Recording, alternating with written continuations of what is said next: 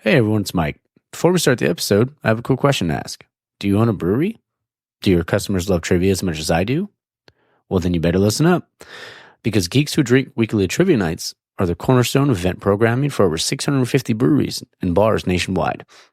Geeks Who Drink Trivia is consistently fun and low-effort way to build a community of regulars, because we all need our norms, cliffs, and all that, but we want to bring more people in as well. So you can even turn that slow weeknight into the busiest night of the week. So get started with this exclusive offer for my Taproom listeners and get your first quiz night free. Go to geekswhodrink.com/taproom and enter promo code Taproom. That's geekswhodrink.com/taproom, promo code Taproom. And now onto the episode.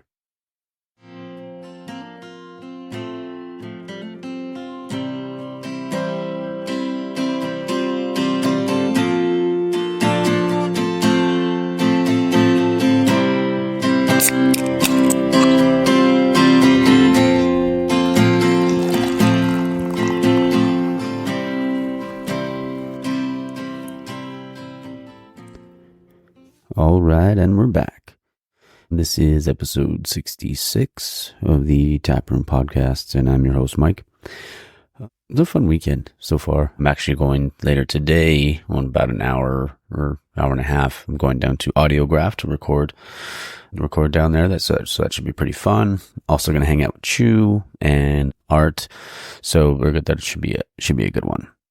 I'm excited for that. But this week's episode is with Jared Larson over at Bearded Tang. Honestly, really good dude. And I mentioned that last week, but it's just a fact. Just a really nice guy, really, fun conversation, talking about our love for craft beer, his beer journey, stuff like that. And honestly, makes some killer beer. I had the Czech Pils, or it was Czech Lager. I can't remember which one exactly, but I also had the German Pilsner, their Amber. Man, everything was just really, really good. So if you're in the area, if you're in the Stanton area and you haven't gone down there, you have to. It's a really cool spot, and they have a food hall as well. So, you can get yourself some food, get yourself some beer, have a good time. It's dog friendly. So definitely check it out. What do I got this week? My headlines, Avs lost. That was a tough one, but it happens though, just a game. What else? This is going to be a short intro because I got a bunch of stuff I got to get ready for. So I think that's all I got. I know the Nuggets were going to a game 7. You know what? I do need to, because I did do a couple questions this week. Let me get that pulled up here. Probably should have had that ready, but I did two Geeks Who Drink questions. Let's see. And the first one I did was a poll, asked about the saisons, and wild ales, if people actually like those. I do like wild ales. So 77% of the vote said yes, and 23% said no. So I guess, most people out there do like their saisons, so that's awesome. The other one was what is the world's most popular beer style. It was between ales, stouts, lagers, and hazies. 67% of the vote said, not 67%. 67 people said lagers. 20 people said ales. 15 people said stouts, and 20 people said hazies. So most people were right on that one. And the last one, this one was a good one. It was what was the most popular video game console in the 90s? Or the highest selling console, I should say. It was between the N64, the PlayStation, and the Sega Dreamcast. It was the correct answer was PlayStation. But yeah, almost double the votes went to the Nintendo 64, which, obviously was one of my favorite consoles of all time too. But yeah, it was definitely the PlayStation. So that was a good one. The Dreamcast was only got 8 votes. So yeah, most people knew. All right. Well, yeah, let's go ahead and jump into the interview. Hope you guys enjoy it. Like I said, it's a great episode with Jared. I got to get ready and then get this episode out and then head out to LA to check out Audiograph. All right. Hope you guys enjoy the interview. All right, guys, we're back in the tap room, and I have a very special guest on today. I have Jared Larson of Bearded Tang Brewing over here in Stanton. How's it going today? Pretty good. How you doing? I'm doing well. Glad we got to make this happen. And yeah, thanks for having me. Yeah, all my buddies have been telling me, you got to go to Bearded Tang. Oh, so nice. Yeah. Very cool. So I'm excited. I'm drinking your West Coast right now. Yeah, that's our tanked IPA. Nice. Yeah. Sorry.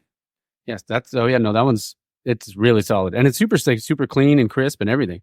Yeah, that one's, we usually have it on pretty fresh. I want to say every 2 weeks, it's usually a fresh batch. Awesome. Yeah, so once one goes on, the other one's already brewed. Okay. And waiting for a dry hop. So it kind of just is a seamless, thing. We never really run out of it. That's awesome. I mean, you got something like that. I mean, what's the ABV on it? 7%. Oh, geez. It doesn't drink. It drinks super light. Yeah, it's like super easy drinker, like you said, dry finish, really light malt profile on that one. Oh, yeah. But it's got a floral punch, too, that I love. Yeah, well, that one we put in some Mosaic, some Strata, and some Citra. Okay. Dry hopping, yeah. Nice. It's a pretty just straightforward like house IPA, but then again, we tweak it here and there and try to give it we try to improve on it. Yeah, almost every time. Yeah, as soon as we can get our hands on some experimental like hops or something different, a variant of. You have all these hop extracts out now that we've been trying to like incorporate in some of these beers. Yeah, I've even seen hop keef and all that sort of stuff too. I mean, it's pretty crazy, but stuff's coming out a lot of stuff coming out right now. So it's so good. Yeah, we're going to be messing around like a week with some hop keef on our hazy. Okay. Yeah, just to kind of dip our toe in it a little bit. Yeah, everyone's kind of doing it, and I guess we were a little late to the game. It happens. Yeah. Hey, if you're making great beer, nobody's complaining. There you go. Yeah. Thanks, man. Yeah, I think we are. I think we're doing all right. Not too bad. We're still brewing. Oh yeah, man, that's awesome. And I love all the it'll be in the reel, but all the fishes and all that stuff. That's awesome. Yeah, unfortunately, this is only going to be up there for a little while longer. The company's rebranding that owns this. Okay. The owner, I should say, he wants to rebrand. We're opening another brewery down south in San Juan Capistrano. Oh, awesome. Yeah, so that spot is going to be called Capo. It's going to be it's going to be like an outdoor food thing, like a food, I guess you could call it a food hall. There'll be a food hall down there, but there'll be common ground for every business to use. It'll have like storefronts with I'm like totally spacing out. There'll be some food vendors inside of a food hall like this, a really small food hall. And then there'll be some like clothing shops, and there'll be I think a market as well. Oh, and wow. Just some other spots. And then the brewery will be standalone as well. That's cool. Yeah. So that'll be called Capo, and basically Capo Brew. Nice. And this will switch to Capo Brew. Okay. Yeah. And then we have a couple other tap rooms that will be opening up in the future. But for now, it's just this one, that one opening up. And we have the spot out in Ontario called Brewhaven. Okay. That's inside Rodeo X. Oh, yeah. I've heard of Brewhaven. Okay. Yeah. So that's our other tap room. We feature our beers as well as we feature some guest beers. Oh, that's cool. Yeah. That's awesome. I mean, got to support the community. Yeah, absolutely. For here, though, we'll always just have our house beers. For sure. Occasionally, I'd say rare, we'll have guest beers on. For now, I think that's just kind of a for now thing. Okay. But yeah, so as for the Bearded Tang thing, that's going to go away at some point. It's a little bittersweet, but company's going to do what it wants to do. Yeah. Yeah, of course. Yeah. It happens, right? Yeah. Well, their quality is still going to stay the same. Like we pride ourselves in making really great beers. So that's not going to change at all. Oh yeah. It was excellent so far. I mean, that's why I said all my buddies have been telling me, you got to come down. Nice. So I was excited to do this. Well, finally you made it. Oh yeah. So I always like to ask, how did you start your craft beer journey? Tell us all about it. So I was brewing in the backyard with some friends, my friends, their brothers, Ryan and Kirk, and in their backyard in Lakewood. Oh, okay. Yeah. And was going over there and brewing on the weekends and helping out. Wasn't really like doing my own brews, just kind of helping them. And then I went back to the homebrew shop one day and bought a bunch of equipment, brought it home, and it just kind of evolved. Just kept going to their brew days and then having my own brew days. Yeah. And, a couple years later, I have thousands of dollars worth of equipment in my garage. And there you go. And then fast forward a little bit to heading over to Tustin Brewing Company on the weekends and met the brewer there. For some reason, he was working on Sundays, and met him there. And and then just started talking to him and asking him about my homebrew and how to improve it. And we just hit it off as friends. And so he's the owner of Smog City Brewing now. Oh, so he was the brewer there years ago. Wow. Yeah, that's John Porter. And sweet name for a brewer. I know, right? So he likes to be called Porter. Oh, that's cool. Yeah. So yeah, eventually it just kept coming in, and he invited me to a brew day, and it's like, I'll help you with your home brew, however, to make it better. Just come and hang out. And started hanging out, and And I would go there a lot because this was like right around the time where the economy was kind of crashing, 2009-ish. Oh, yeah. Wow. Yeah. And so I started hanging out, and then he, months went by, and he's like, do you think you might want to be the brewer here? And I'm like, really? Like, okay. Like, I still have my job, even though it's slowing down because the economy was taking a turn. And he just come in whenever you can. So it came in and just helping out wherever I could, and for free, of course. And then it just evolved into like me taking over the head brewer spot when he moved out and started Smog City up in Torrance. Wow. Yeah. And then I had a nice 10-year stint there, and and it was a great spot to work, and I definitely miss it. It's actually like a home. It's like my home, I can go there and everyone's just like welcome me with open arms. Yeah. But yeah. And then I eventually got tapped to do this job. The brewer that got this going was John Chiasano used to be at Taps Fish House. Oh, wow. Yeah. So he invited me over to work here with him, and, 4 years later, he ended up moving on. He's still kind of a little bit of a part of it now, even though he moved to Wisconsin. So I'm basically the head brewer here, and I have a team of brewers. Well, obviously, I told you earlier one was leaving. Yeah. But so it's just right now it's just me and Kyle Coltrane. He's the assistant brewer here. And okay. So yeah, this is a great spot to work. I try to keep the work environment here fun, and we have a good time, even though we do a lot of work. Yeah. Yeah. How cool is that, though? I mean, like you mentioned, John Porter, like how great is the craft beer community? Oh yeah. I mean, you could talk about, gosh, I've had so many like people that I've asked for help and mentor. You could say mentors, so to speak, that along the way that's helped me out. Not just John Porter, but other guys, Victor Novak, Kyle Mans. I know I'm leaving people out. Rick Smets. Okay. Oh yeah, I love Rick. Yeah, we can go way back. We can go to, the guys up at Ritual, Mm-hmm. the owner of Ritual. His name is just slowly slipping my mind. Those guys have always just been really nice to me. Yeah. Over the years. I'm talking like Bob Kluver from Main Street. These are some like older brewers that's been like, they're just veterans, that kind of just been there and done it. And so they're people that you have kind of helped me along the way with tips and tricks and advice to kind of like give me my own path of creating my own style for brewing, Yeah. And then I came here, and that's like they brought along the Taps way, guys like John Chiasano, who was the brewer here before me, and then Kyle Mans and Dave Hulls. Those guys had a big part in the lager scene back when they were brewing at Taps. And so when I came here, it was like, okay, my lager game is not what it was when I was at Tustin. It was just IPAs and hop forward beers, which is fine. I came here, and all we talked about was lagers and water profiles, and like just taking my brewing skills to like a whole different level. Yeah. Yeah. That's so cool. Yeah. So everything here is RO focused. We start with the RO water, and we build our water profile up from there, whether it's lagers, ales. That's just kind of my way of doing it now. Yeah. So what's your favorite style to drink?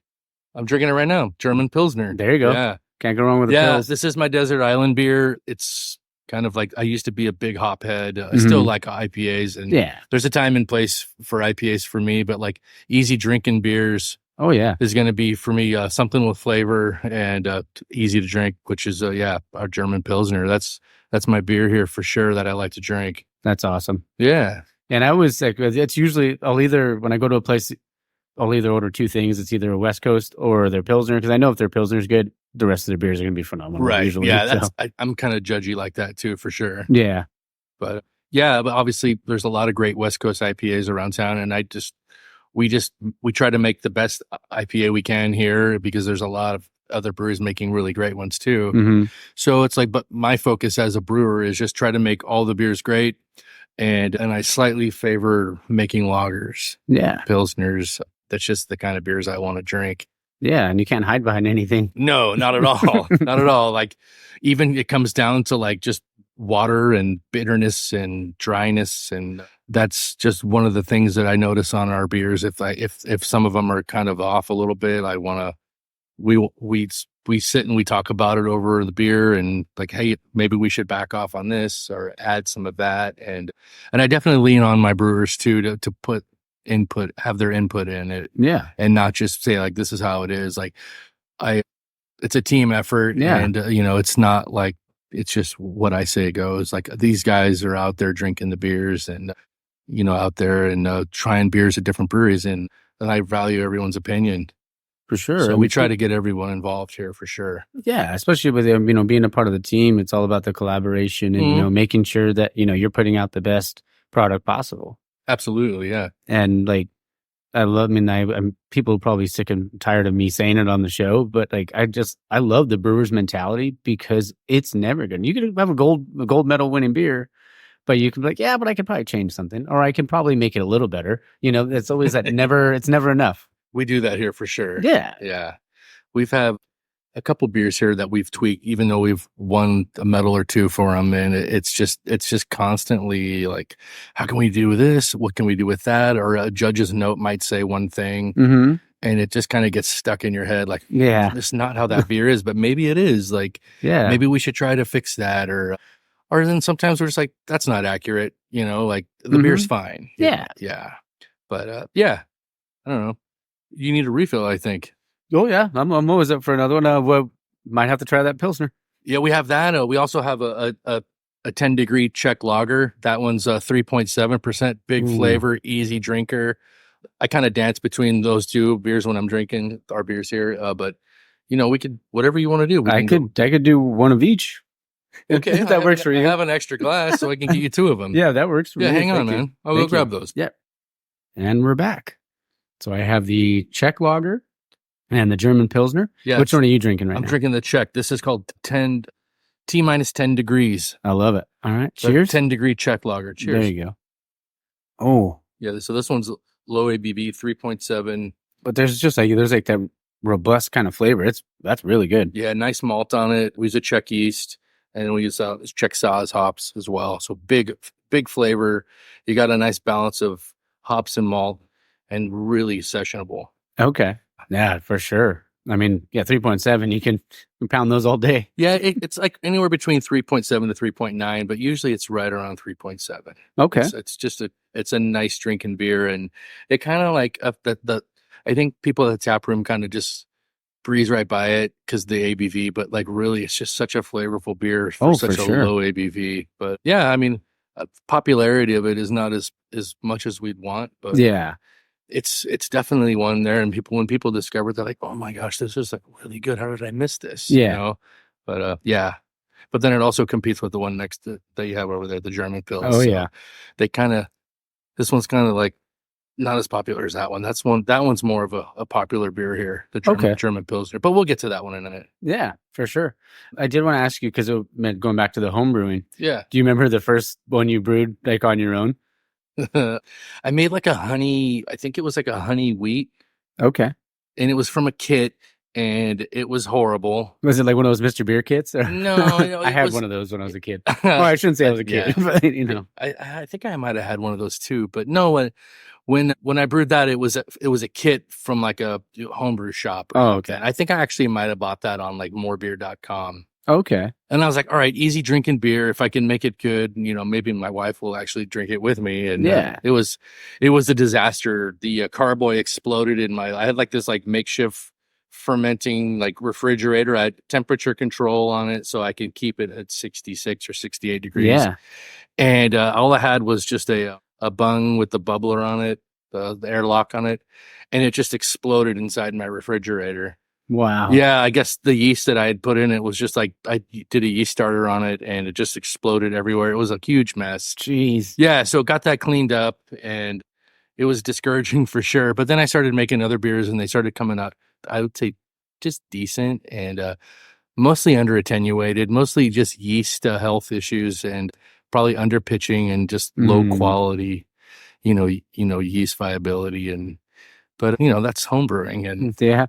And I can't really say I made a lot of great homebrew. It was definitely discouraging in the beginning. And then once I started, going over to the homebrew shop and to the Tustin Brewery, actually. And I think between getting advice from both homebrew shop and John Porter and obviously my homebrew buddies back in Lakewood, those guys all kind of helped me just kind of slowly make better beer. And I was making decent pale ales and nice and IPAs. And then it just started evolving into like, hey, I want to just come and brew at Tustin Brewing Company because he's letting me come in and hang out. And I just kind of stopped homebrewing and just started going to the brewery. And then obviously I told you earlier, like I just was able to take over that spot as the head brewer, and just a complete deer in the headlights, and following the recipes as I was brewing them when he was there. And then when he moved on, I'd say it was about 9 months of a time frame where he was there while he was working on his Smog City project, and I was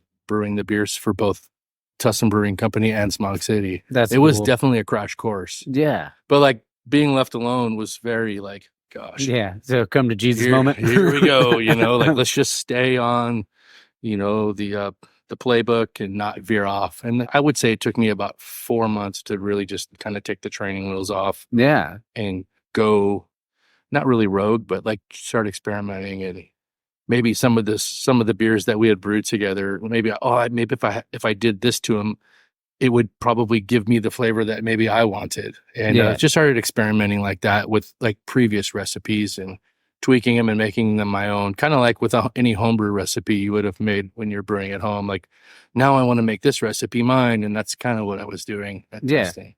That's so cool though. And even like, you said, brewing for essentially for Tustin and for Smog City. So it was like, essentially you were brewing the initial beers that were going to be, sure. Yeah. City. I mean, with a close eye of, of course, John Porter, but, it was definitely like a good experience. Just like I said, a crash course. Yeah.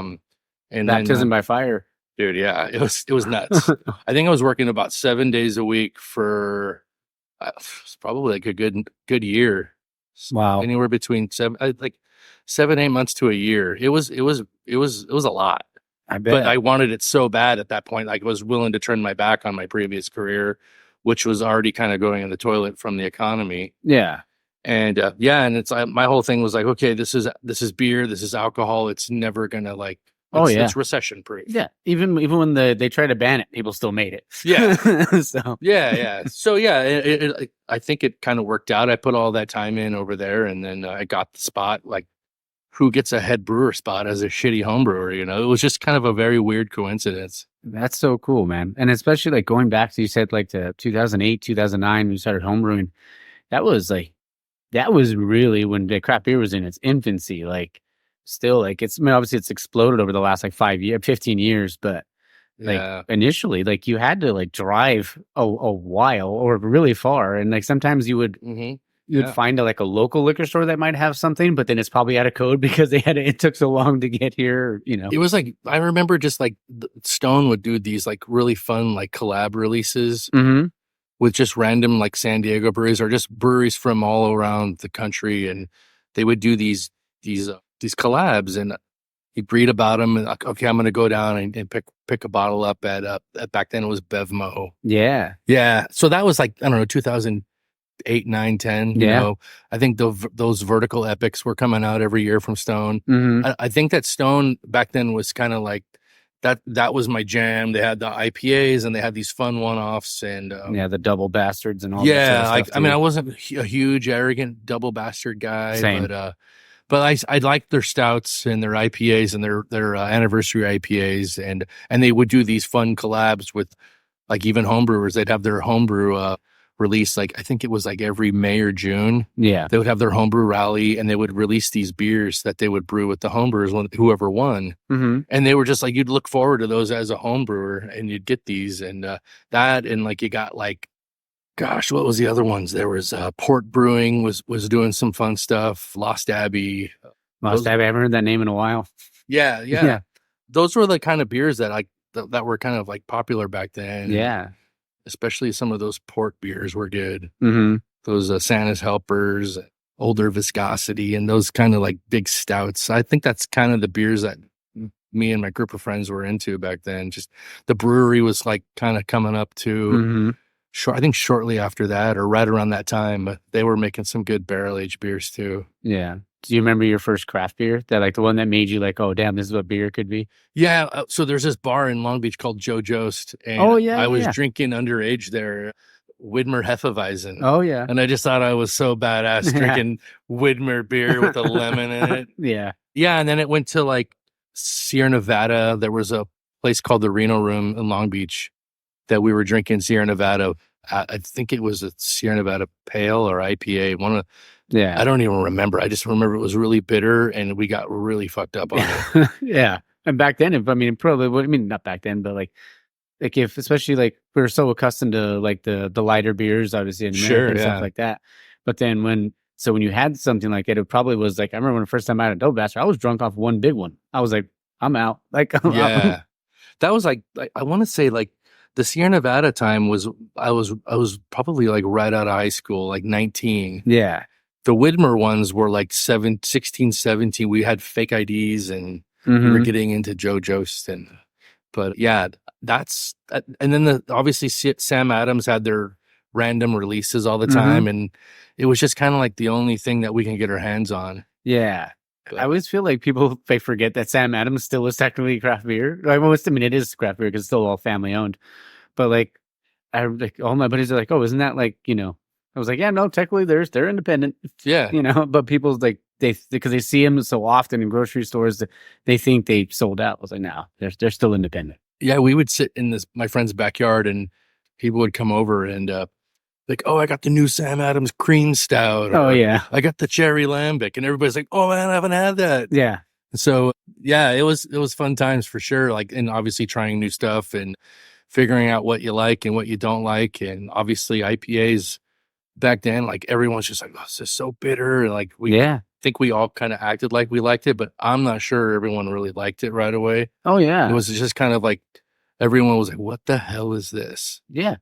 The first beer I ever had was the Double Bastard. And like, that was like, that wasn't a good introductory thing for me, but eventually, like, cause then it was like, with my old roommates, we always had 2 kegs on tap we called it our smoke room. So we would just smoke cigarettes and drink beer in there. Yeah. It was like this, I guess like the 70s or 80s in there, kind of. But there was always Stone IPA and Pabst. So completely, polar opposites, but like one to hydrate and one to get drunk. Pretty much, yeah. We would have toga parties and all that stuff. So we were always drinking like the regular Stone IPA, and that was the one that kind of got me. But Sierra Nevada too, like, and it's crazy. Like, it feels like every brewer I talk to, it's always like it's always Sierra Nevada, like the one that really did it for them. Yeah, that for sure. I think that's cool because like it just shows the impact that they've had on the industry. Yeah, and. Isn't it crazy? Like, I think the owner said, he's like, if I would have able to can, I would have canned, but he's all to buy a canning line. It would have cost me like so many millions of dollars because the only ones that they could buy were like the Coke size ones. And meanwhile, that guy's probably putting the best cans out. Like when you're talking about like shelf life. Oh yeah. Like you could buy a 6-month-old 6-pack and it tastes perfect. Yeah. It's like still super fresh. Mm-hmm. Yeah. The Sierra Nevada, it's always, it's crazy how like they've been able to, and I'm sure like we mentioned earlier, how the recipe can still change through the years and you can make things better. I'm sure it didn't taste the same when they first put it out compared to what it is now. Yeah. But it's still freaking great. But everybody's palate changes too. So whether it's the drinker or the brewer itself, sure, the recipe's probably changing, but his palate's changing too, as well as ours. Like you could talk about a beer from 10 years ago right now and be like, oh my God, this beer was so good. I can't get a hold of it anymore. And then you find it or you go to the source and it's just completely different. And it's just not as memorable as it was, before you had it again. And it's like that with food even too, Yeah. But it's kind of like how you don't like things as a kid, but then as you get older, sure, it's like the sushi thing, or for me, it was salmon. For whatever reason, as a kid, I hated salmon, but I love it now. I think most kids don't like seafood. That's true, yeah. Yeah.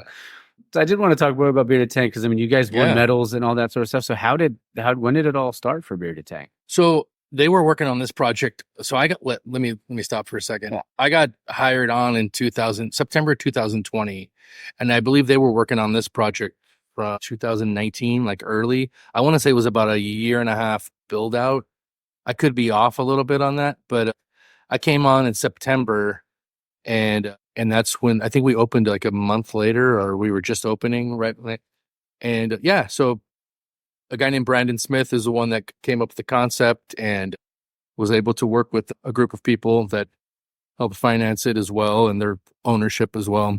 And Jonathan Chiasano from Taps was working over at the production facility in Tustin before it closed. Like this was way before it closed down. Oh, okay. This was when it was OG taps, like Kyle Manns and John Chisano and Dave Alls. He was actually out at the Corona one before that. And was brought over to the Tustin one, and then he got approached to come and work for this company. And he came out here and commissioned all the tanks and got everything going. And I want to say it was about June-ish when they tapped me on the shoulders and said, hey, why don't you come over to Bearded Tang with us, and, you know, made me an offer. And I initially turned it down because I was kind of comfortable where I was at Tustin Brewing Company. And then the pandemic, obviously, we just opened back up when I had turned it down. And then, no, I think I turned it down before the pandemic. And then when we opened back up, he asked me one more time. And that's when I said yes. Okay. And then when I said yes, and it was like, all right, I'm going to give this place 2 months. And gave him 2 months. And September came and I was here, and I haven't looked back. That's awesome. Yeah, it was great. I was looking forward to like having a change in approach in brewing, and you know, I wasn't doing like RO water over there, and a lot of lager brewing. Yeah. So got that going here, and it was John and I for a good, I don't know, 6-8 months, and then things were starting to progress and growing, and we brought in a driver to help deliver to a couple spots that we were selling beer to, and obviously our own tap room out in Ontario, but and then training that person to be a brewer as well. That's awesome. Yeah. So cool. And do you guys sell cans? We used to, and then we stopped about 8-10 months ago because of the rebrand. But the rebrand's been kind of a delay due to our build out down south just taking a little longer than expected. So once all that is finished up, I think the rebrand's going to happen, and then we'll go back into canning at some point. Okay. It'll probably just be the core beers for starters, and then, just to kind of get a feel for how the schedule is going to work, and then eventually we'll do some one-offs and whatnot. That's awesome. I'm just kind of like, as we go, I'm just seeing what happens, and I can't make any big promises on canning. I'm hoping that we have our own canning line and able to do all that. Everyone loves cans. Oh yeah, of course. Yeah. I mean, and even like can artwork, it's so, it's so important, Yeah. If you look on that door over there, when we're done here, there's some of our original canning labels. There's some on that pole right there too. Oh yeah. Yeah. I love the stickers. Yeah. Those are our labels from back when we were canning. And then, like I said, it just kind of came to a halt just because of rebranding and whatnot. But like I said, it's just, everything's just been kind of put on hold. Okay. I was asked like what was the worst brew day you've ever had? I've heard the worst homebrew brew day. Have you had had a really bad brew day? Maybe at Tustin I had one when I was having some back trouble, and I was like, you know what? I'm usually if I'm in pain or I'm like hurt and I'm not feeling great, I still kind of press through a brew day. At least I could say that about when I was at Tustin, because I was alone there. I didn't have an assistant or anything. So when it came down to just doing it, I just did it, and it just, maybe pop an Advil and just plow through it. But there was a day where I was having some crazy back spasms, and it was a big brew, and I got mashed in, and like I literally couldn't move my back because it was just constant spasming. So I hopped on social media and threw a post out like, hey, whoever wants to come and help me brew and grain out, I'll buy you lunch and beers. And I got a bunch of people hit me back. And that's awesome. And I had my friend come out, and he, his name's Carlos. He works over at Bootleggers. Oh, okay. Yeah. He came and helped out, grained me out, and was just super helpful. I got him, beers and lunch, and it wasn't that it was a horrible day. It was just the most miserable having to do the labor.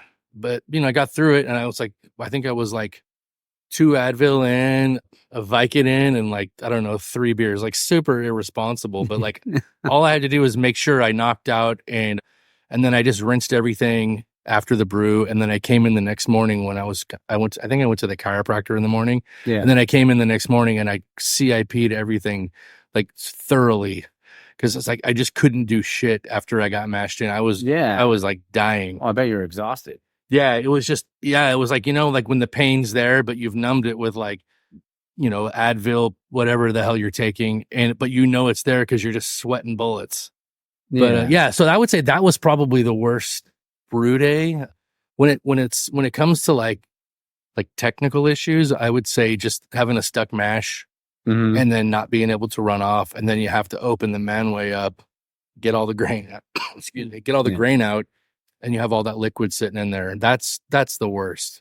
Yeah. You can't get the liquid out of the mash tun into the kettle. It's a lost brew. I've only had one of those, but that's pretty rough. Yeah. Not to mention just the cleanup, but like the cost of it as well, and having to explain that to ownership. Like, hey, like it just mashed in $1,000 worth of ingredients. Like we had to dump it. Yeah. So we haven't had to do that here, but I've had that at Tustin happen. Other than that, yeah, I don't really know. Like everything's been I don't even want to say it. Everything's been good. Yeah. Knock on wood. I don't even have any wood behind me. It's over there. Yeah. But no, it's I don't know. Like I said, it's like that. How bad can it really be? You know, I have pretty much every tool I need here to make the brew day go smooth. And, yeah, I mean, I think we had one shitty beer here that we had to dump. We've only dumped one beer, and I don't like to ever admit that. Yeah. But since it's only one, then it's easy to admit. Yeah. You know? I mean, out of all the ones you've probably done already, it's like, yeah. Yeah. Have we had a couple of shitty ones here and there? Yeah. Like not shitty, but like, I don't know, like one's like, all right, I want this beer to go away. Let's not promote it. It's like, hey, what is it? 99% of the time, you're golden. Yeah, absolutely. But yeah, I don't think I have any more bad brew days though. I'm sure the other brewers that work here would probably say a few good ones, but yeah.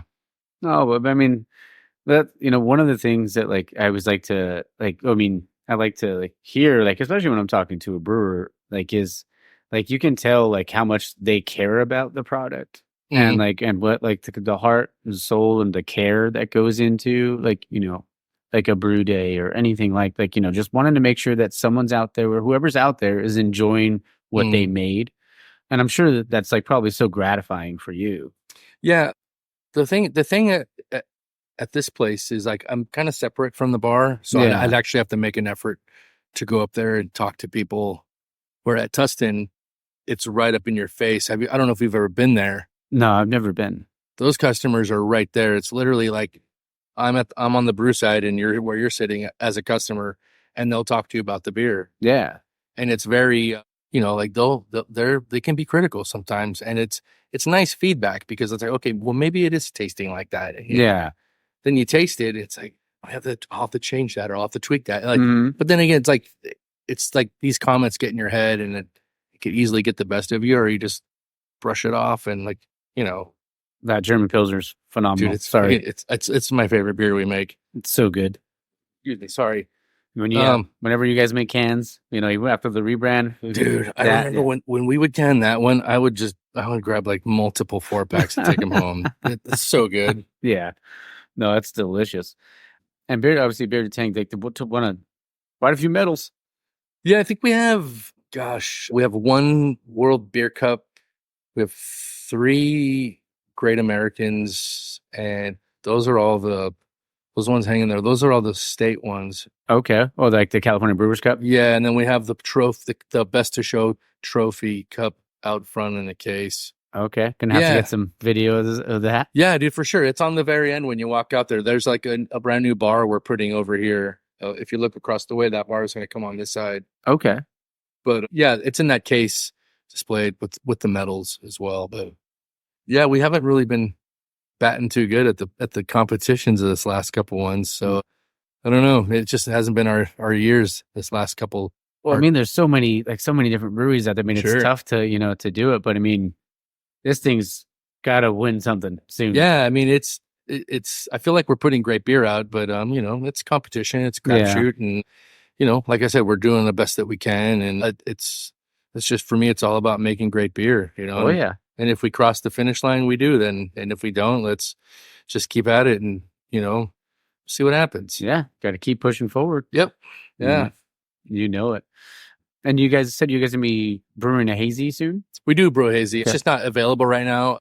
We did run out of that one, and I think it'll be ready in about a week and a half. Okay. That one we're gonna have some hop keef in that we got. Oh shit. Oh, you're fine. Yeah, we got some hop keef going in that one. This is like the first time I think we've used it. So that one's I think about a week and a half out. Yeah, you should come back by if you're a hazy guy. Oh, I do enjoy a hazy, but these are my wheelhouse. Yeah, well, but I'll definitely come down and have one for sure. Yeah, absolutely. Yeah, we have that. We usually have like a dark lager, or actually right now we have an amber lager. It's our Mexican style amber lager. Nice. You don't really see amber lagers very often anymore. Yeah, we had a company approach us about making an amber lager for them, and so we did it. And it's not typically something that we always make. Okay. But yeah, I'm thinking about darkening it up a little more and just really kind of like dumbing down the recipe, so to speak, and not making it so complex, and just kind of making it more of a easier drinker, not so much flavor, and and just kind of make it more like what it should be. Because we initially made it just kind of like full of flavor and low ABV. Like I like big flavor, low ABV beers, and it was, I think it's a little over the top with the flavor. It's really good, don't get me wrong, but I think it's just, we're going to kind of tone it back on the next run if we make it again.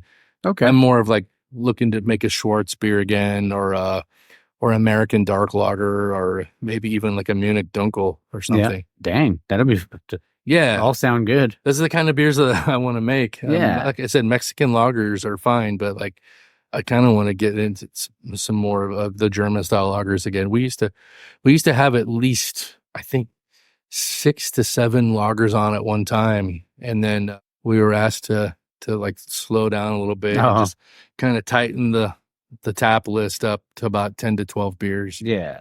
Yeah, I think at our peak we were at like 22 beers at one time. Wow. And that was just turning and burning around here, just making what do you want to make next? We'll make this, we'll make that. Yeah. And yeah, we had I want to say we had about 7 or 8 German beers on at one time. Wow. Yeah. And it wasn't even like Oktoberfest. We just had them on. That's awesome. Because you don't see that as often anymore. Like you don't see, like, even like, I mean, I talk about this a lot too, but like reds, blacks, you just don't see that stuff on menus. I feel like they're coming back a little, especially I feel like you are seeing a lot more pilsners and lagers on menus too, but you just don't see it as often. No, especially around here. Like you could go to maybe a different state and you'll find that one brewery or tap room that has a lot of these beers that you wish you would see back home in Orange County. Yeah. And, like I don't even know who's making like a heavy lager, tap list. Maybe Green Cheek. Yeah. Maybe Gamecraft. Yeah. That's about it. I mean, I don't even think that we're not as heavy as we used to be. But yeah, I'd like to see more of that. But like, it's just, there's always going to be someone that wants something that maybe you don't have. Yeah. And I've been to Gamecraft once. I used to play, not Dungeons and Dragons, but like just play board games and and stuff like that. But I talked to he does their artwork. Kelly, I think his name is. But yeah, it's cool. It's a cool spot. But I mean, I lost my train of thought there for a second. We were talking about lager lists. There we go. Yeah, lager lists. I mean, it's just, it's harder to, I mean, when they have, like, and I go to a place and they have a ton, it's like, all right, just send them all this way. Yeah. I mean, if I can drink, I'll drink as many of them as I can, obviously, responsibly. Sure, absolutely, of course. Yeah. Well, I remember what I was going to say, too, because you mentioned that amber. I remember, and you mentioned earlier, too, about how when you had a Widmer, you're like, oh, yeah, this is like, the best. I thought that about Michelob Amberbach. Dude, that was a great beer, man. Dude, if I see that on tap, I'll still order it. Yeah, I do, but you never see it anywhere. Dude, you know where it's at? I want to say the last time I had it was over at Cortina's Sandwich. What's that? It's a sandwich shop it's in Anaheim. There's one in Orange, but I think there's one it's the one in Anaheim is where I saw it on tap. Okay, well, I might just go for the beer. Dude, honestly, the sandwiches are amazing. Are they? Yeah, all right, they're awesome. pretty good. But if I can have an Amberbach, I haven't had one since I was like it's on tap 22, there. maybe. I think it was about a year ago. Me and the guys here went over there for lunch, and they had it on tap. Yeah. Yeah. Wow. Dude, Amberbach. Oh my gosh, that's hilarious. Yeah, because it was just like, to me, it was like, oh, this is fancy. That was like that and like Pyramid Hef too, way back when. Dude, yes. But yeah, Pyramid, I thought it was like the fanciest guy ever. Dude, I exactly remember I was saying, like, when I was I was 17, I was sitting at that bar drinking a Pyramid Hef and just thought I was so badass. Oh, yeah. In a big schooner, man, with a lemon. Oh, yeah. It's like, one of those things that I think there's a picture of me. I think I was like 17. Yeah. And I'm like, thought I was such a badass at a party holding up a pyramid bottle. Yeah. And I was That's like, hilarious. oh, geez. I look like I was like 12, even though I was 17. Yeah, dude. If you want, I can put the pigtail over on the amber tank, and we can have some of that. Oh, I'd love to. Yeah, I'd love to try some after this. Yeah. Let's grab some of that. Yeah, let's do it. I'll hit pause. Okay, cool. All right, and we're back. So we have the amber. This is our Don Carlos, a Mexican style amber lager. Love it. Yeah, so and that legit is amber. That is amber, yes. Yeah. So we have our Mexican style lager on up front. It's called Carlos Danger. Okay. So this was a play on that, and they, like I said, this company that approached us wanted us to make them an amber lager. And, yeah. And here it is. This is it. Don Carlos. Cheers. And what's the ABV on this one? This one is 4.7. Okay. Yeah. It's super, like most of our lagers are super drinkable. Oh, yeah. Oh, yeah. And you probably heard Morgan right now. Yep. Well, it wasn't really her. She was knocking over her, not knocking over her water bowl. Close enough. She's fine. Oh, yeah. That's pretty damn good. It's really nice. It has like I was telling you earlier, it has like a lot of flavor on it, like a lot of complex malt. But like we were talking about, kind of toning it down a little bit, just based on like us having this at this other spot that we made, the people we made it for. I think that for their clientele, they kind of want it a little more. I hate to say dumbed down, but like just kind of like the flavor kind of muted a little more, like more of a traditional Mexican style amber lager. Yeah. Nothing with super big flavor on it. This has a lot of malt in it that we, a couple different specialty malts, some corn. Okay. We tried to make it like super traditional to style and not just color it up with malt, but we wanted some flavor in there. And but I don't think the big boys do it like that. The Modelo's and everyone else, they I think they just color it up and it's just a flavorless beer. But I love those beers though. Yeah, and but honestly, you don't even see like ambers on menus either. So no, I'm trying. I don't think I've had a maybe Gamecraft does one here and there, but I think maybe Green Cheek has one here and there too. But like you don't see it on the menu permanently. No. Yeah, it's just a seasonal, I guess. I don't know. We've had it on for a little while though. No, I mean you're doing a freaking bang up job. It's fucking delicious. Yeah, it's easy drinking. I was gonna. I'll finish off that German Pilsner in a sec. I'm over here double fisting. So I can always top you up. Yeah. Oh yeah, that's good stuff. I mean, because one thing I was like, I feel like in the, we talked about earlier, like how the, we have hazies. We, like there was a haze craze. It was like the summer. I was called the summer of seltzer, and like all that kind of stuff. Do you see something else kind of coming down the pipeline? I don't know. It's hard to say. Like I can easily just say, oh, lagers are back, or they're coming back. Yeah. Or, hoppy pilsners, or whatever the trend is right now. But I think I'm only speaking for myself. Like I want lagers to be back. Craft lagers, that is, craft pilsners. But I don't know, man. I think the IPA train is here to stay, and that's fine. Yeah. That's totally fine. But I don't really know what's coming back or what's the next thing. Mm-hmm. And it'd be nice to have that figured out. I think some brewers kind of have their pulse on that, or they're one step ahead, and that's great. But I don't know, man. If it's up to me, I would just continue to brew pilsners and lagers. That's just kind of what I want to make. Yeah. Not that I don't want to brew anything else. It's just I want to brew the beer that I want to drink. Yeah, and you want to keep making it better.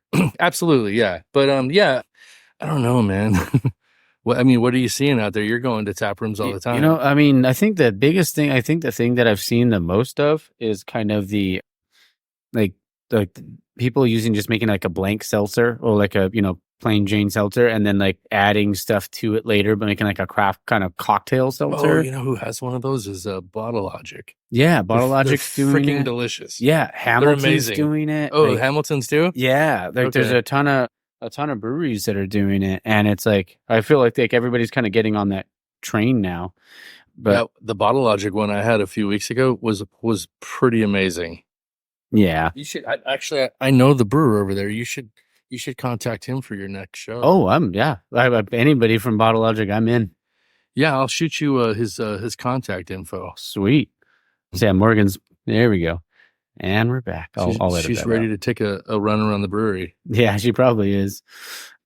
Well, another one I always like to ask you, do you have any fun like taproom stories or Actually, let me do this one first. Like, what's your favorite thing to have with a beer? Like food wise, like wings, tacos, burgers. I think with food, it's just going to be like food and beer for me. It's like if it's wings, it has to be like a super light beer. Yeah, I think so too. Anything like that, but like pizza, I could probably drink any beer with that. But for me, like spicy food is going to be like IPA or pale ale or steak. I need like, if it's not a cocktail, it's going to be an IPA. Yeah. Yeah. So I know it's a loaded question. No, it's like all over the map. Like you can, I don't know, like typically at home, I'm just drinking like a light beer with dinner. If I'm drinking beer at all, I don't know, like barbecuing, it's going to be something from here or something that someone gave me from a fellow brewery, whether it's IPA or whatever they give, pale ale, Pilsner. But I don't know, like if we're just talking specific food, like a steak, it's going to be an IPA. Oh, yeah. Yeah. And bringing out those flavors and stuff like that. You got the fat cutting off the bitterness of the hops. It's so good. Yeah. Oh, yeah. With like a chimichurri sauce. Oh, my God. Oh, that sounds amazing. Right? Yeah. Oh, you know what I wanted to ask you too? When it came to, are you a stout guy or? Stouts? Oh, yeah. I love stouts. Like, I feel like those are some of my stronger, like, brewing skills is in stouts. Oh, okay. Yeah, I've won numerous medals with my coffee stout. Ooh. Yeah, I love dry stout. It's probably one of my favorite styles of beer is dry stout. Oh, yeah. Yeah, we typically have it on, but right now we're just not making it. We ended up making an Irish Red instead for St. Patty's, but how was that? The Irish Red's good. Yeah. I believe we have a little bit that's up front though. We'd have to grab it up front. But yeah, dry stout, oatmeal stout, and I love brewing stouts, but we don't get a lot of opportunity here. Mm. Just the coffee stout is usually the one that's always available. Yeah, I think a Samuel Smith oatmeal stout was like one of the ones that really like got me into stouts. Okay, yeah, nice. It was like that, and like drinking Murphy's, because I mean, don't get me wrong, I still love a Guinness. I'll have a Guinness on St. Patty's Day, but Murphy's was like kind of, I always like that more that creamy kind of flavor you get from it. But yeah, Samuel Smith, their oatmeal stout was like that was good. Yeah, like I was like, man, when I first tried it, it was like, and then I think it was like that and like Young's double chocolate stout way back when. Dude, back in the day, we used to, when I was just coming out of high school, I think we would go to these parties and like right around the holidays, we would get one of those Young's double. Yeah. Does it double chocolate? Yep. And then we would get this Framois. I forget the name of the brand. It was like they had all these different flavors, like weird, I don't know what the fuck they were, but they were delicious. But you would pour like a shot of it into a glass. Oh, really? And it was like this raspberry chocolate stout. It was fucking delicious. Wow. Damn. Yeah, it was like a Framois like bottle. It was like this yellow and like label with like tan print. So good. Yeah. Just like some stupid shit someone made up, and it was delicious. Yeah, but I remember drinking them, like being young and drinking them, like thinking like, oh, like this is like, that, but I mean, loving it. But like, and I'm sure I still would probably like it now. I just haven't had it in years, but we're growing up thinking like, well, look at me. Look at me enjoying this, this thing. But it's like, oh, geez. But when we're kids, right? It's your journey into craft beer, man. Just trying something like that. I mean, there's probably so many beers like that you've tried along the way that you're probably like, oh, I would never drink that again. That was horrible. Like, what was that Mississippi Mud? Oh, I was just going to say that. I was like, we're on the same like wavelength right now, because I was literally just going to say yes. Remember that? You bought that and you tried to enjoy it. It probably wasn't that good. Yeah, and it came in that little jug. The jug was rad. Yeah, the jug was awesome, but it was just like, I remember my mom put that up as decoration in her bar. It's definitely big decor for sure. Yeah, and I remember, I think, because I mean, even that stuff you couldn't really find everywhere. I think we found it at like, what's that? It's like a home store, but it's also like they have like foreign chocolates and stuff like that. Called Cost Plus World Market. Yes, I was just going to say that. Yeah, that's where we used to find the freaking Mississippi Mud. Oh my gosh. We would buy it by the case. We would buy cases of them. Yeah, me and my buddy, yeah. We would buy cases of them. Didn't have the money we had the money to do it then, but then like during the week we wouldn't have any more money. So we'd spend all of our money on beer. Funny. Yeah. Yeah. I haven't had that beer in years. Yeah. It's crazy. I remember I was living in Orange, and before Goose Island, their stout. What was that? What was in Bourbon County? Oh yeah. I remember just going into this liquor store on the corner right there off the freeway of LaSalle. I forget the name of the Quickie Mart or whatever it was, but they had bottles of these Bourbon Counties just sitting on the counter. And I always just looked at them like, all right, baby, maybe I'll buy one. And I kind of wasn't really didn't really know what those were about yet. I was into like big stouts, but I wasn't really familiar with Bourbon County yet. And then finally I was at someone's party and they're like, oh my gosh, these are delicious. And I drank one and I ended up going like the next day over there and I bought like 4 of them. It was like, I don't know, like 30, 40 bucks. It was like super cheap back then. But yeah, and I sat on those for like years. Yeah. I was like, these are so great. We got to age them. And yeah. But, and then like I look back and I was like, man, who the fuck wants to drink that? But you imagine like what those bottles like after, I mean, what they would cost now if they, because it'd probably be like, because what it was $30-40 for 3 or 4 of them. Yeah, now it was probably like like really $120 for 4 bottles. I mean, probably. I don't know. Do people still collect those? I don't know. But you know what? I feel like even with the stout releases, I mean, because I like stouts, like said before, but I don't drink them like, especially like the barrel aged stuff. Like I will share that. Like I'll share a bottle with somebody, but I can't drink a whole one by myself. No way. Not the big 22s or what are they, 750s? Yeah. Yeah. Can't do it. But like you can share it with your buddies. I mean, and then I'm like, all right, back to the light stuff. Yeah, just for me, it's like just drinkability and cracking a big bottle like that. Just nah, I'm not doing. Even with a bunch of friends, maybe, but like I only want like a few ounces of it at the most. Yeah, something like that. I don't know who's making big beers like that these days. The brewery's still doing it. Yeah, obviously, the brewery still does it. I mean, and every time they do a special release, it sells out.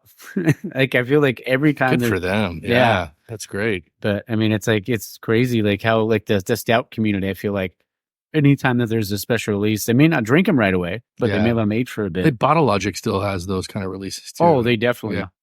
And it's just crazy because I feel like, man, like I couldn't do like people will go buy 3 or 4 bottles. Like, how long is that going to last you? But I mean, I can't drink like that anymore. I mean, I used to be able to like enjoy those, but not anymore. Yeah. I'm with you when it comes to the dry stouts and stuff like that. Those are.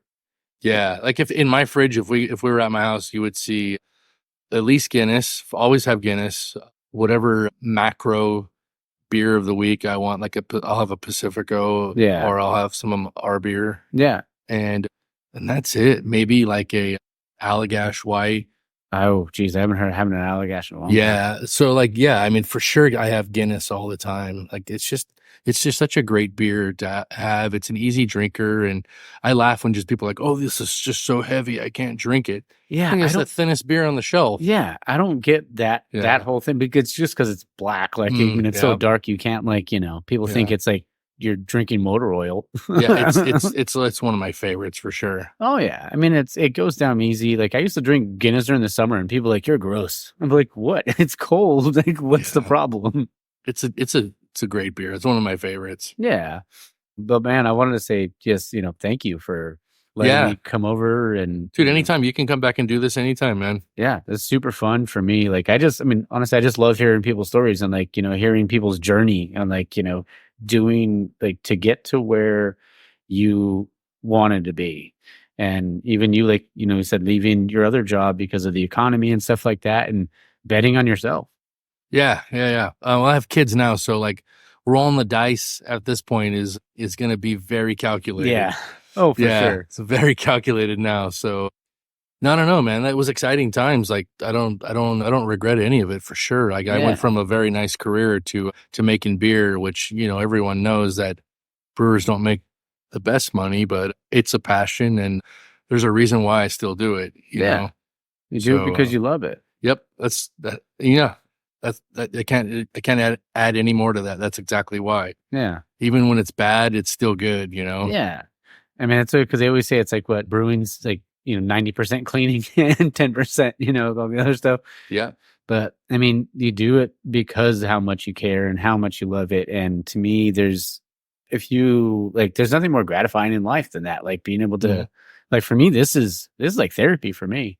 Like I Yeah. get to sit down and talk to someone that truly cares about what they do. And I just hope that this motivates one person to get out there and if they want to try brewing or home brewing or anything like that, maybe, I mean, if they can hear your success story or somebody else's success story, like, I think that Yeah. most homebrewers that want to be a professional, they're gonna find that it's the same story as theirs. They're gonna realize, oh yes, this guy did it the same. He was a homebrewer as well. You know, Yeah.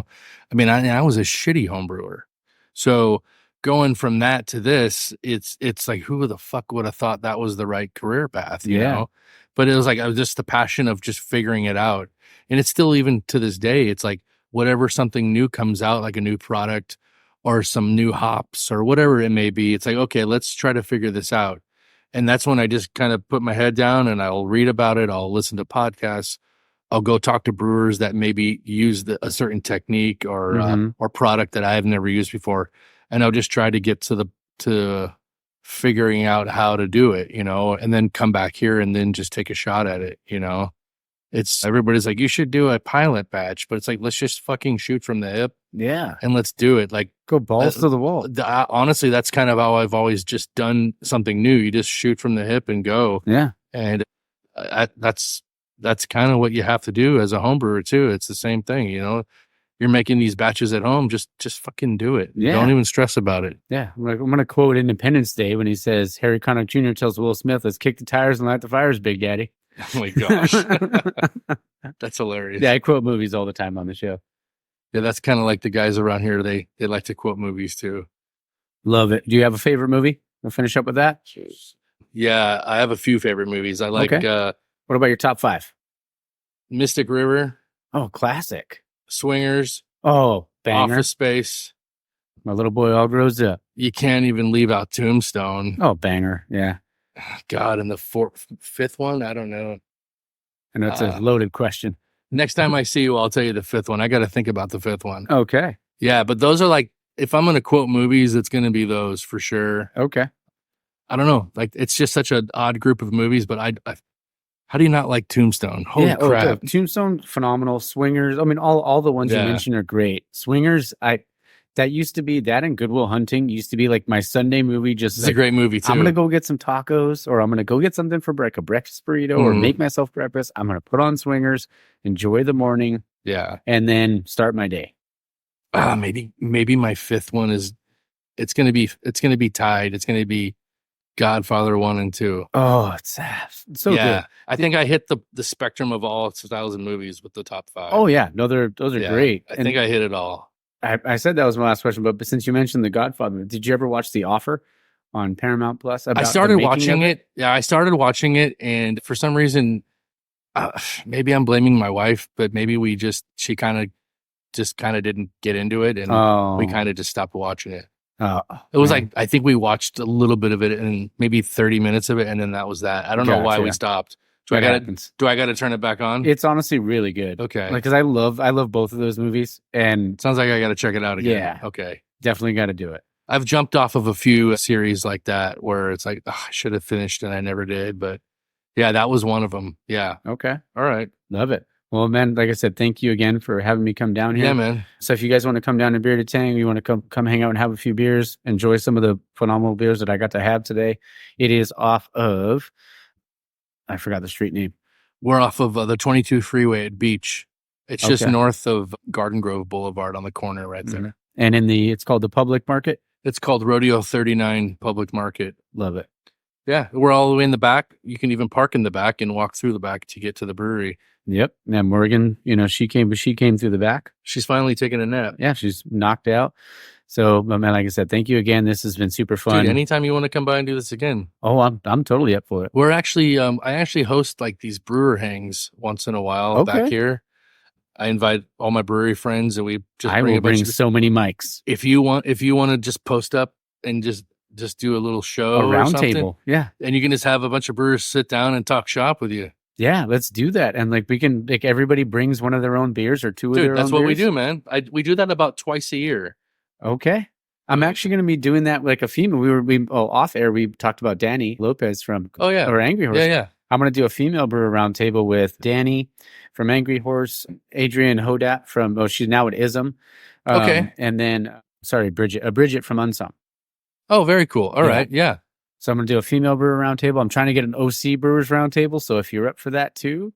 Yeah, dude. Anytime you want to do it like this, as long as it like I can. Oh yeah, and what I'll do is I'll get a thread going like a month before, just so we can make sure everybody's on date works and stuff like that. Yeah, and I'll keep you posted on our little brewers thing. We usually do it right before competition, like big competitions. Okay, we'll do like a brewers hang, and everyone will kind of bring their entries and let each other try them. But like, dude, if you want to like just come and hang, you can even broadcast, or you can just post up and drink, man. Yeah, no, I'll bring everything. I'll bring so many mics. Dude, people will fucking be stoked on it. We get pretty good on drinking around here. I love it. Goes, yeah. We usually start at like 3, and we shut it down at like maybe 7, and then we either go to the bar or we go to another. Okay. Obviously with designated driving, of course. Oh yeah, of course. You got to drink. Drinking, don't drink and drive. Be responsible. Absolutely. We don't condone drinking and driving on the Taproom Podcast. Not at all. That's just a little disclosure. Oh, but man, like I said, thank you again. This has been so fun. Absolutely. Maybe we'll grab one more beer, but I appreciate you, man. Yeah, I think we have time for one more. Let's do it. All right, cool. Cheers, Tap Fam. Cheers. All right, guys. Well, I hope you guys enjoyed the episode. Like I said, it was a great time with Jared, being able to, hear his story. And also got some other stuff coming up. So the next coming episodes, one will be with Andrea. She's a cellarman, but on her way to becoming a brewer over at Homage Brewing in Pomona. The audiograph episode will be out soon, and then also the Comics and Brews episode was a really fun one with Taz. He was a really good dude. So that one was really fun. That one was like all wheelhouse for me. So yeah, I got that coming up. I'll be at Pro 5 next week. It's Memorial Day weekend. I got a long weekend, so I'm excited. I got Friday off and only half day Thursday, so that should be pretty sweet. All right. Well, yeah, I think that's all I got, and then I'll keep you guys posted. I think might be recording on the weekend of the 1st with Danny from Tustin Brewing. So that should be pretty good. All right. Well, I will keep you guys posted, but I hope you guys enjoy your week. I got to go drink some beer. What do you got to do? Got to do it for the show. Think I drink all this beer for me? No, come on, do it for you guys. All right. Take care, Tap Fam. Enjoy your week.